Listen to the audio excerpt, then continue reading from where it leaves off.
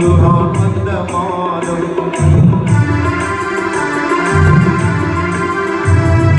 பாகுடனே லைலத்துல் கத்ர் கிடைத்த மாதம். அன்று சங்கையான திருக்குர்ஆன் வந்த மாதம். ஆன்மீக ஞானமெல்லாம் உயரும் மாதம். நல்ல மேன்மை